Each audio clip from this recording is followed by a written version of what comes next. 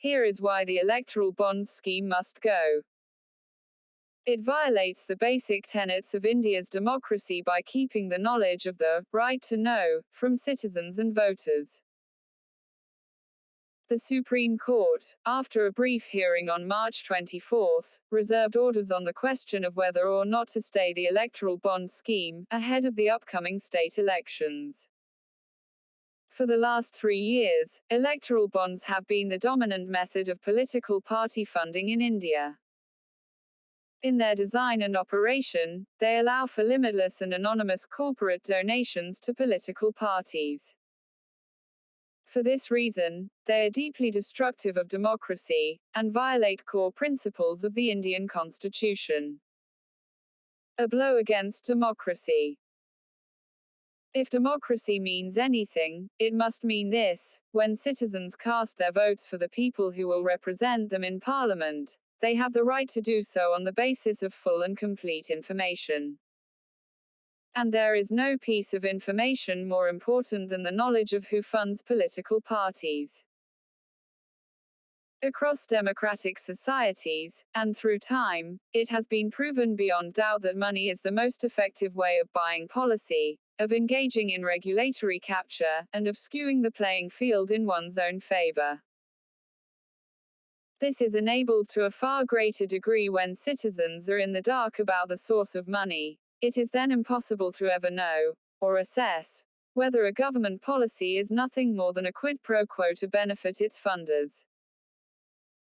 The Indian Supreme Court has long held, and rightly so, that the right to know, especially in the context of elections, is an integral part of the right to freedom of expression under the Indian Constitution.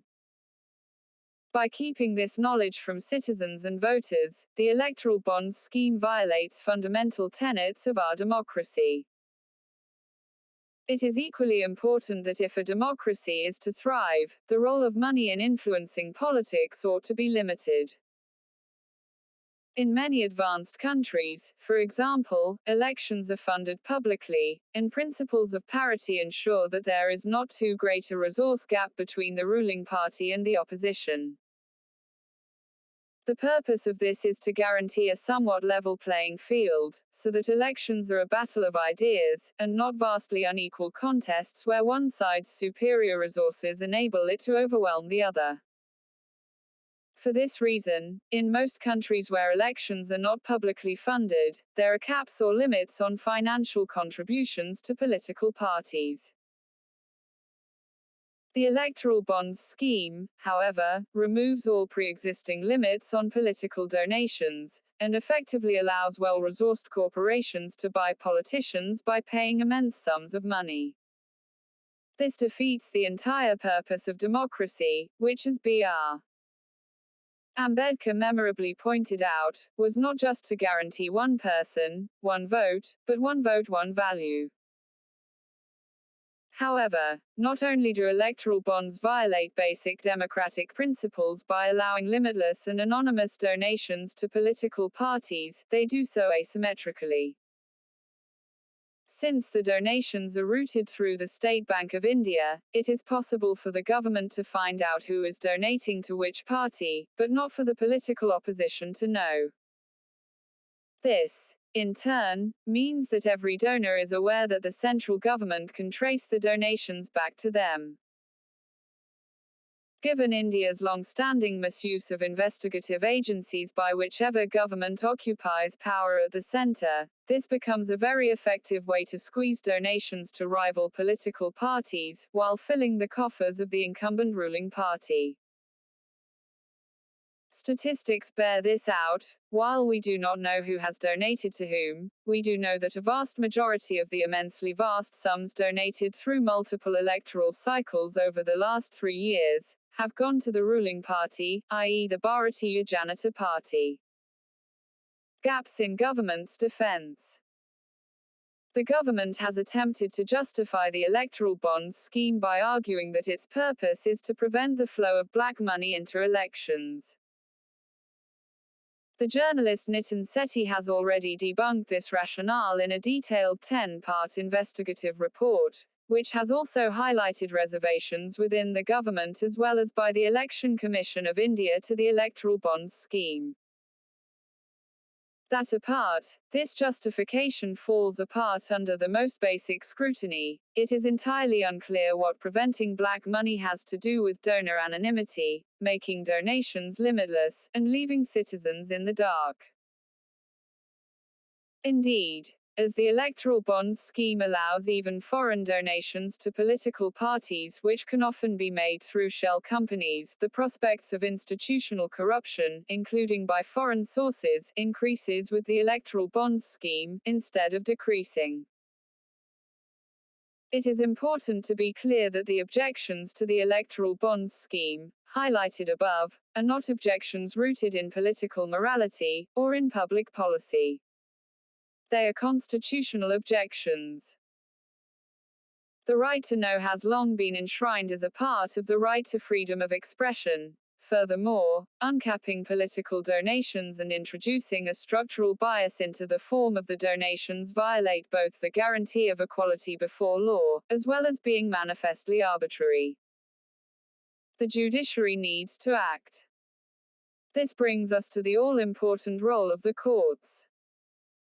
One of the most critical functions of an independent judiciary in a functioning democracy is to referee the fundamentals of the democratic process.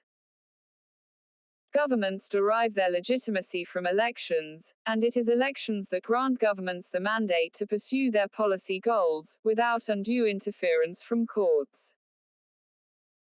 However, for just that reason, it is of vital importance that the process that leads up to the formation of the government be policed with particular vigilance, as any taint at that stage will taint all that follows. In other words, the electoral legitimacy of the government is questionable if the electoral process has become questionable. And since the government itself cannot, in good faith, regulate the process that it itself is subject to every 5 years, the courts remain the only independent body that can adequately umpire and enforce the ground rules of democracy. It is for this reason that courts must be particularly sensitive to and cognizant of laws and rules that seek to skew the democratic process and the level playing field, and that seek to entrench one-party rule over multi-party democracy. There is little doubt that in intent and in effect, the electoral bonds scheme is guilty of both. Thus, it deserves to be struck down by the courts as unconstitutional. In this regard, the conduct of the Supreme Court so far has been disappointing. The petition challenging the constitutional validity of the electoral bonds scheme was filed in 2018. The case, which is absolutely vital to the future health of Indian democracy, has been left unheard for 3 years. The Supreme Court's inaction in this case is not neutral. It directly benefits the ruling party which, as we have seen, has received a vast bulk of electoral bond funding through the multiple state and one general elections since 2018, and creates a continuing distortion of democracy. It is a matter of some optimism that a start was finally made when the court heard the application for stay before this round of elections. One can only hope that the court will stay the scheme so that it does not further distort the coming round of elections, and then proceed to hear and decide the full case, in short order. Gautam Bhatia is a Delhi-based lawyer.